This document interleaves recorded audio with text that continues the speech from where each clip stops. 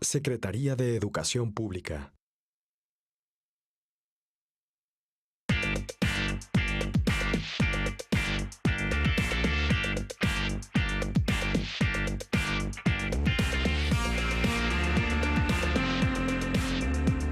Escritor, ensayista, dramaturgo y traductor. Sus obras han explorado temas e intereses de una variedad inusual entre los escritores de México.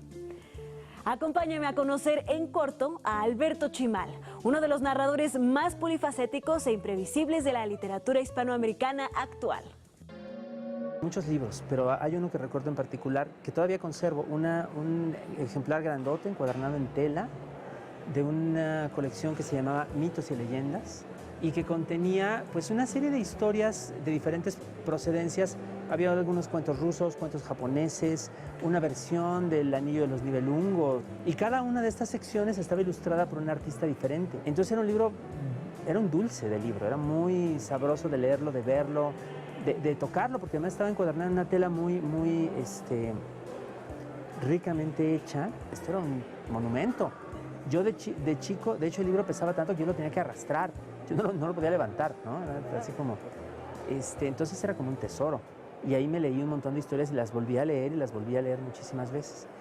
Y entre ese libro y otros, pues fui descubriendo también la otra noción importante, no solo que existen los textos, las historias, la literatura, sino que también hay gente que la hace.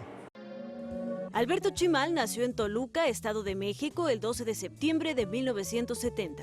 Inició su carrera en 1987 al ganar el premio Becarios del Centro Toluqueño de Escritores, que ganaría en 2 ocasiones más en 1990 y 1996. Después de sus primeras publicaciones, ingresó al Instituto Tecnológico y de Estudios Superiores de Monterrey, Campus Toluca, donde cursó la carrera de Ingeniería en Sistemas Computacionales, misma de la que se graduó con honores académicos. En 1995 decidió dedicarse de lleno a la escritura y emigró a la Ciudad de México, donde realizó diplomados en la Escuela de Escritores SOGEM y la maestría en Literatura Comparada en la Facultad de Filosofía y Letras de la UNAM. De 2007 a 2010 fue miembro del jurado del concurso literario Casa de Letras, organizado por la UNAM y llevado a cabo íntegramente en Internet. El concurso reunió cada año a un grupo de escritores que competían en un taller virtual de escritura y sus últimas ediciones se abrieron a participantes de toda Hispanoamérica. Ha recibido los premios nacionales de cuento Nezahualcóyotl en 1996, Benemérito de América en 1998 y Premio Calpa en 1999, así como el premio de narrativa Sisigias en 2001 y 2005 y el reconocimiento por su trayectoria Premio de Literatura Estado de México en el año de 2012. El trabajo de Chimal ha sido calificado como excéntrico por algunos críticos, fuera de los temas más habituales en la literatura mexicana y más cercano a la literatura fantástica latinoamericana y europea. Sus historias enlazan hechos extraordinarios, uniendo al mundo real con el mítico, tal como lo veremos en su último libro, donde relaciona a sus personajes con un dicho mexicano mayormente relacionado con los pequeños. Alberto, estamos en la Feria del Libro Universitario aquí en la ciudad de Pachuca, en Hidalgo. Cuéntanos un poco más sobre este libro que viniste a presentar aquí. Bueno, el libro Manos de Lumbre es una colección de 6 cuentos que no ha salido todavía, curiosamente va a ser publicada en octubre de este año por la editorial Páginas de Espuma. Se lanza a fines de septiembre, al siguiente mes llega a México. Salió la oportunidad de venir y aunque no teníamos todavía ejemplares físicos del libro, pues salió la oportunidad y pensé que podía ser buena idea por lo menos hacer un adelanto, ¿no? Como una especie de avance. Este libro es una serie de historias sobre personajes, digo yo, destructores, que tienen la propensión, la capacidad o la mala suerte de hacerse daño a ellos mismos o a otros por imprudencia, por arrogancia, por vanidad. Las mamás, no sé si ahora, pero en otro tiempo le decían a los niños, tienes manos de lumbre, cuando dejaban caer un plato o rompían algo. Estos personajes son así, son personajes que aún sin quererlo rompen cosas, rompen sus propias vidas o las de otros. Y esa es la premisa, digamos, de esta colección. Alberto creció en una familia que por generaciones se había regido por el matriarcado. Fue hijo único y de padres separados, por lo que fue criado en esa gran dinastía materna. Aunque siempre estaba rodeado de sus familiares debido al gran número de integrantes, no tenía la suficiente atención, lo que lo llevó a sumergirse en otro mundo. Y en esos momentos, en esos intervalos, pues como de soledad, fue donde empecé a descubrir la lectura. Me leían de muy pequeño cosas, pero luego yo me seguía haciéndolo por mi propia cuenta. Desde muy pequeño me gustaron las historias, sobre todo, los cuentos, las novelas. Creo que yo fui un poquito, en ciertos aspectos, pues un poco como ese cliché que creo que no existe mucho en la realidad, pero se menciona mucho, del niño que está mucho tiempo leyendo, ¿no? Que no siempre se da con sus compañeros. Tuve amistades, todavía las tengo, pues, ¿no? De aquel tiempo, pero no era la persona más sociable, la persona más amiguera. Entonces estaba un poco cerca como de esa imagen. Pero por otro lado sí fue como muy importante, creo, en aquel tiempo, que hubo algunas personas con las que pude empezar a compartir, digamos, este interés por las historias, por las primeras lecturas, desde mis hermanos, desde algunos parientes, un primo al que quise mucho, que desgraciadamente murió joven, sino que también pude ir descubriendo poquito a poco, muy despacio, en mi propio entorno, pues también otras maneras de darle gusto a este interés, desde los libros que de pronto vendían en el supermercado, ¿no? Donde había pues, de todo, ¿no? Y había mucha basura, pero de pronto encontraba yo una joya, ¿no? Ha mantenido durante los últimos años una presencia constante por Internet, gracias a bitácoras literarias de su autoría. En su sitio web ofrece notas sobre literatura, cuentos y un concurso mensual, fomentando a todas aquellas personas cuya pasión es escribir.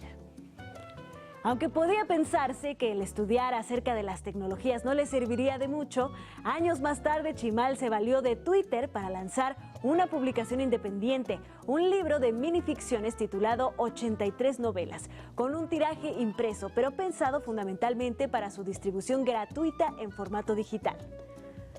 A unas horas del lanzamiento ya se habían registrado más de 1000 descargas del libro, el equivalente a un tiraje convencional agotado en tan poco tiempo.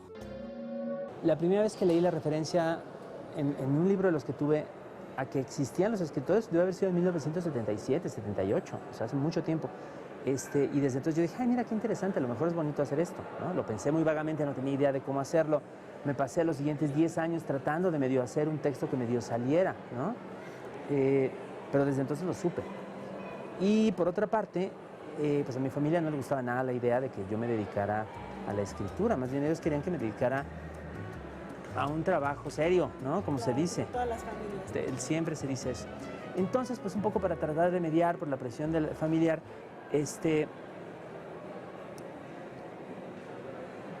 pues tuve que ceder y tuve que estudiar otra cosa que no fuera la carrera de letras, que era lo que yo quería, o algún otro tipo de carrera humanística. Y la verdad es que elegí de un modo muy extraño, muy arrebatado quizá la carrera en la que escogí, porque escogí informática, que ahora puede parecer una trivialidad, pero que en aquel tiempo era una carrera que parecía casi de ciencia ficción, no era revolucionario, ¿no? La carrera del futuro. Casi yo creo se pensaba en la gente que estudiaba informática como una especie de gremio así como un gremio medieval, así como de ocultistas que iban a tener unos conocimientos misteriosos, arcanos, ¿no? Y finalmente resultó que no es así. Ahora todo el mundo tiene una computadora en su bolsillo, ¿no? Claro. Ya había visto la película de 2001, Odisea del Espacio, ¿no? Donde sale esta computadora asesina, ¿no? Como por toda esa idea, yo dije, informática, ¿no? Debe ser algo interesante, ¿no? El futuro, cosas extrañas y nuevas y caprichosas.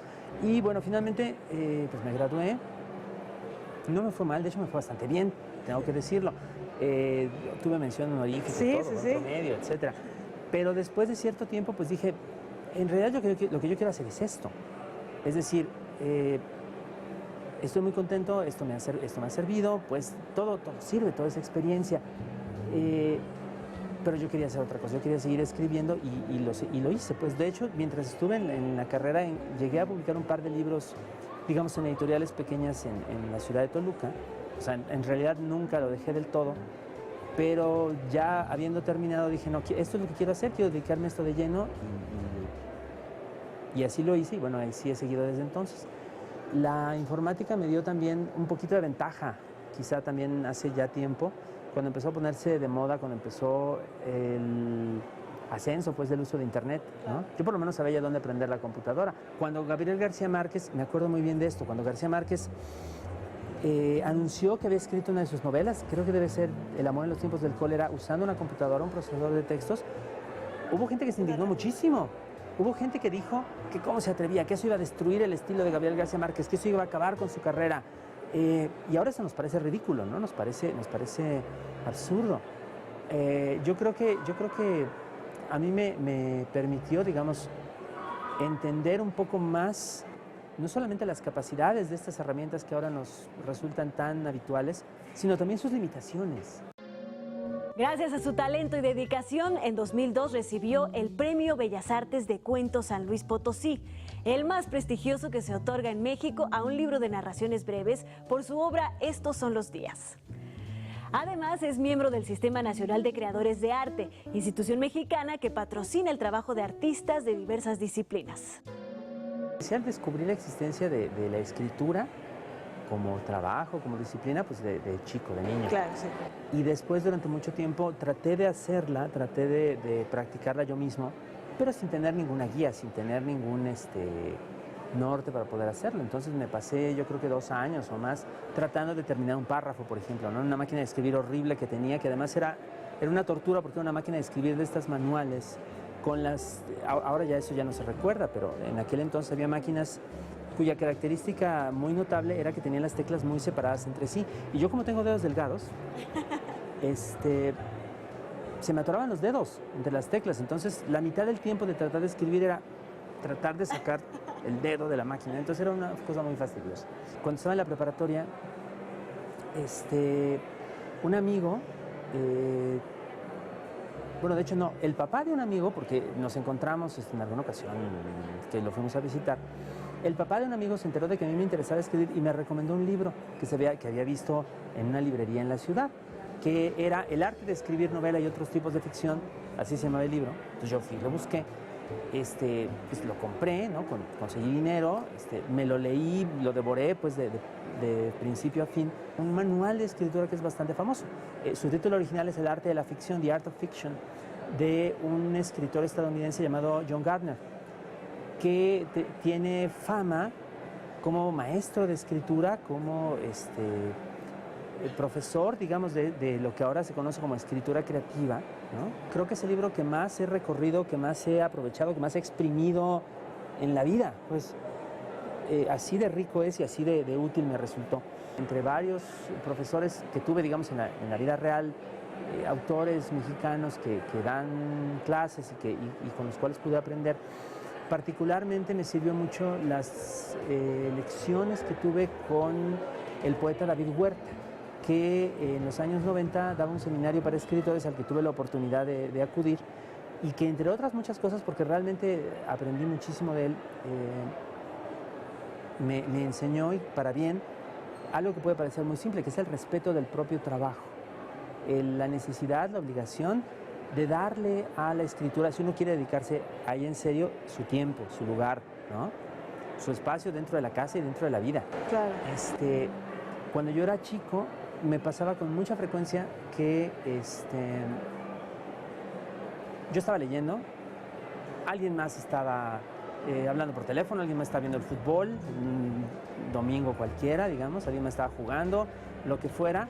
Entonces mi mamá se asomaba por la cocina y decía, ¿quién va a comprar un refresco? ¿Quién no está haciendo nada? El que siempre no estaba haciendo nada era yo, porque era el que estaba leyendo, porque había como ese, pues sí, como ese prejuicio, ¿no? Ese claro, que la lectura menosprecio, ¿no? Y pues yo estaba acostumbrado, ¿no? Yo era el que salía, ¿no? Siempre. Pero con el tiempo fui aprendiendo pues que no tiene que ser así, que tiene que haber también como un respeto, como una atención pues al trabajo de la lectura, de la escritura, porque también es trabajo. Claro. ¿No? Entonces esa fue una lección muy valiosa. Después de escribir más de una decena de libros de cuentos, en 2009 Alberto Chimal presenta su primera novela, Los Esclavos, en la que se aleja de las narraciones de corte fantástico para explorar otras sendas y contar la historia de dos parejas y sus relaciones basadas en el poder y la sumisión. Durante toda esta trayectoria hasta donde llevamos, que digamos es pues desde tu infancia hasta cuando decidiste ya dedicarte de lleno a esto, ¿quiénes te acompañaron? ¿Qué autores, qué textos emblemáticos que recuerdes? Ay, pues hubo varios. Y de hecho hasta hoy estoy tratando siempre de buscar alguno nuevo, algo más que me interese, que me asombre, que me influya, pues. Claro. Pero los de aquellos tiempos, por ejemplo, pues Edgar Allan Poe, que lo encontré con una edición, supuestamente sus cuentos completos de la editorial Aguilar, que también me leí de punta a cabo, que me iba a un parque a leerla, pues, o sea, mientras otros iban a jugar fútbol o a lo que fuera, yo me iba a sentar en un columpio a leer a Edgar Allan Poe, ¿no? Juan José Arriola, que fue el primer autor mexicano que leí, digamos, como con cierta atención, otros como, por ejemplo, Ray Bradbury, como Philip K. Dick, una autora argentina que no es muy conocida, pero que para mí es importantísima, que es Angélica Gorodischer, que es una autora que por una parte tiene una gran imaginación fantástica y por otra una conciencia muy clara, digamos, como de la vida real. Y entonces habla mucho de poder, habla mucho de feminismo. Ahí fue donde fui descubriendo algunas de estas cosas. Y dos que fueron como cruciales para mí. Jorge Luis Borges, que lo leí un poco por casualidad, me lo encontré por casualidad en una revista y me impresionó para siempre y lo busqué a partir de entonces y me fascinó y me sigue fascinando. Y otro autor que es menos conocido, que se llama Mario Lebrero, uruguayo, que me lo encontré por casualidad en una antología y que me ha parecido siempre estremecedor. Creo que mucho de lo que hago tiene una influencia notoria, pues, de este autor, que también es un imaginador, muy extraño, muy loco, muy raro, pero por encima de todo tiene una actitud muy peculiar a Virginia Woolf, a Robert Balzer, que es un autor suizo muy raro, muy loco, también a Kafka, que lo leí también en la escuela primero, pero que me pareció fascinante, a Francisco Tario, este autor mexicano raro, loco, extraño, Amparo Dávila, que es una de las grandes cuentistas mexicanas y también una autora muy misteriosa y muy extraña, ¿no? Me gusta mucho el cine también. Trato de buscar cosas, o de pronto me llegan, pues, mucho, no se ve, supongo, pero mucho de las ideas que me vienen o de ciertas formas de abordar ciertos temas en lo que escribo, yo identifico que hay un origen cinematográfico en eso. Primero encuentro el mundo cibernético en la ficción, ¿no? Hay otro autor que me gusta mucho, un polaco que se llama Stanislaw Lem. Stanislaw Lem. Stanislaw Lem. Siempre le digo Stanislaw, es que usaba mi tío, ¿no? Mi tío Stanislaw. Bueno, Lem, el señor Lem, es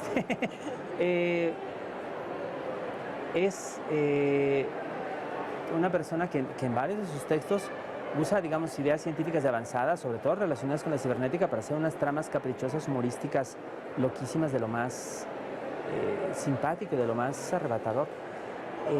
Y es también una influencia. Cuando empiezo a ver, tiempo después, digamos, como este surgimiento de Internet, creo que me toca estar en la generación que se entusiasma mucho con las posibilidades del medio, ¿no? Que todavía está como en la transición entre lo impreso y lo digital y que ve, digamos, como con cierta curiosidad, como con cierta ansiedad también, como con cierta esperanza también, el surgimiento de este entorno, de este ambiente nuevo, no solo porque hay obras que hablan de los mundos virtuales, sino porque uno lo está viendo y porque uno está de alguna manera pudiendo, por decirlo así, meter las manos en este nuevo entorno, ¿no? A veces incluso modificar códigos, crear objetos virtuales, ¿no? Esas posibilidades iniciales se han visto muy limitadas en años recientes porque el medio ha evolucionado de manera tal que se ha apartado su interior de los usuarios y siempre se atraviesa como alguna especie de plataforma, de interfaz, de barrera, ¿no? Ahora todo el mundo hace publicaciones en Facebook y siempre se ve igual, todo es igual, ¿no? Pero en aquel momento parecía como un territorio muy abierto, muy libre, muy lleno de posibilidades de desarrollo y entonces eso fue lo primero que me atrajo.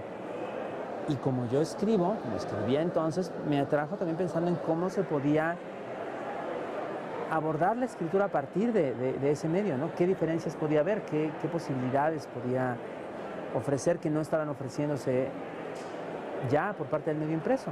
Creo que la que más constante ha sido, hasta ahora por lo menos, ha sido la de la apertura, la de la posibilidad de crear como un espacio más horizontal, menos vertical, menos jerarquizado de escritura. Y eso ha sido muy positivo, no solo para mí, sino creo que para muchas personas. Pero hay más, hay posibilidades de imaginación, posibilidades de relación entre diferentes personas, posibilidades incluso de desarrollo de comunidades, de grupos, de diferentes maneras de intercomunicación que van acompañando a la escritura, que van alimentándose de la escritura y que también son en sí mismas experiencias muy interesantes. Una idea que a veces se tiene es que las herramientas, sean mecánicas, digitales o del tipo que sea, nos tienen que llevar estrictamente a la hechura de un producto, ¿no? Es un objeto que pueda uno meter en una cajita o entre dos cubiertas, que sería un libro, ¿no? Cuéntanos un poco sobre tu experiencia en la docencia, pues porque sin duda esta abre un diálogo diferente que enriquece a la persona, tanto que aprende como la que enseña y pues me gustaría saber cómo esto ha enriquecido pues tu trabajo, que es muy cercano también a la gente, a los jóvenes. Yo empecé dando clases en 1993. De cierta manera, sí es verdad que quien enseña también aprende. Y no es un aprendizaje egoísta, no es que yo sea como una especie de vampiro, pues que simplemente se apodera de cosas, de ideas, energías, estímulos de los alumnos, sino que de alguna forma también un grupo de escritura, un salón de clases, un taller, pueden ser comunidades, ¿no? Espacios de interacción comunitaria, colectiva, horizontal, en los cuales hay la posibilidad de que todo el mundo enriquezca la experiencia de todos los demás. Claro. En la idea de que se pueda transmitir algo que se sabe, de modo que no se muera con uno, Claro. ¿no? Y creo también que el proceso por el cual se logra esa transmisión, pues es un proceso, repito, en el cual hay una interacción muy variada de todas las personas involucradas. Es una experiencia, finalmente una experiencia de vida. Sí llega a haber algún tipo de influencia positiva a la larga en las personas a quienes me toque conocer en estas circunstancias. Y hasta cierto punto la ha habido. Digo, no es solo que, aunque esto ya ha pasado también, algunas personas de las que han sido mis alumnos han posteriormente comenzado carreras, incluso carreras muy exitosas, y han ganado premios, y han sido traducidos y son de alguna manera pues colegas hechos y derechos, ¿no? Ya más allá de alumnos o de cualquier otra consideración. Si yo puedo acompañar a otras personas durante un trayecto de sus propios caminos de descubrimiento, si yo puedo tratar de animarlos a que continúen por esas búsquedas, si yo puedo ayudarlos de alguna manera con lo poco o mucho que sé, con lo poco o mucho que puedo decirles en ese movimiento propio, personal, pues yo con eso me quedaría bastante satisfecho, porque eso es importante. El criterio que uno tiene que aplicar en este caso es un criterio, digamos, cualitativo, no cuantitativo. No se trata de que yo quiero tener 1 millón de alumnos, más bien yo quiero servir tanto como sea posible, también tan profunda y complejamente a los alumnos que me tocan. Y también un poco más adelante va a salir un manual de escritura justamente que hice con mi esposa Raquel Castro, que es también escritora. Es un libro que se llama Cómo escribir tu propia historia y es un manual dirigido a jóvenes. Tanto ella como yo hemos sido profesores, maestros de escritura creativa durante un buen rato y aquí pues juntamos una serie de sugerencias, de ejercicios, un poco de imitación de aquel libro de Gardner, un poco pues en homenaje a todos esos libros que han sido valiosos para nosotros, pues también para tratar de hacer crecer un poco nuestras posibilidades de acompañar a otros y de que ese conocimiento que hemos acumulado sirva y llegue a otras personas. Si bien la escritura no necesariamente es para todos, igual que nada es para todos, ni el atletismo, ni el escalar montañas, ni la alfarería,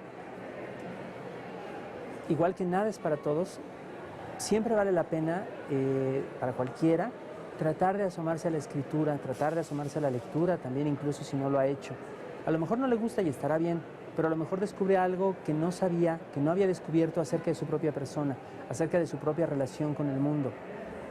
Y ese proceso puede llevar, por supuesto, a completar textos, a publicarlos, a una carrera, ¿no? A una carrera incluso que puede ser muy valiosa, muy exitosa, pero aún si no lleva a eso, aún si no lleva a ningún producto, digamos, como los que se entienden ahora, de todas maneras puede ser una experiencia enriquecedora, puede ser parte de ese trayecto de la propia vida, ¿no?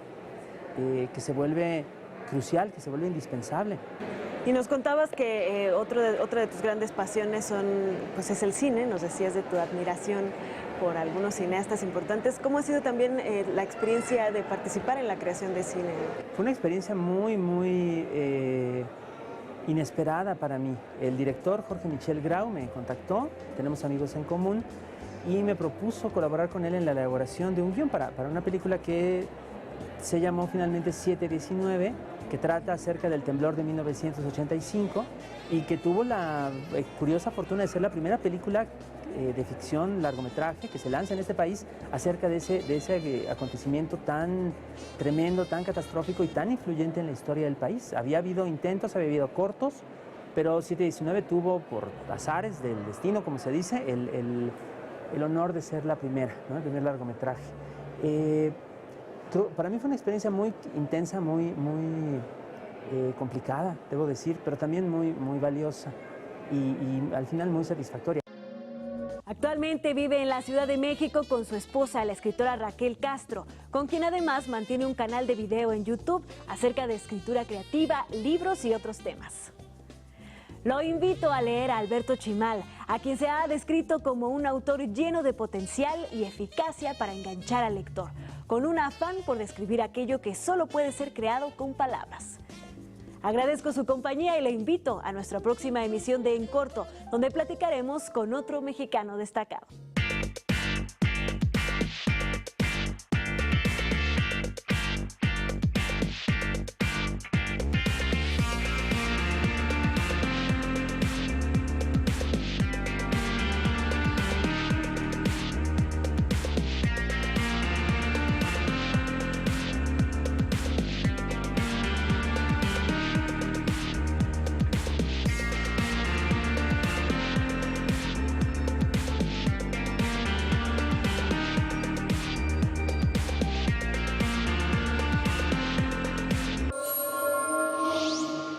Secretaría de Educación Pública.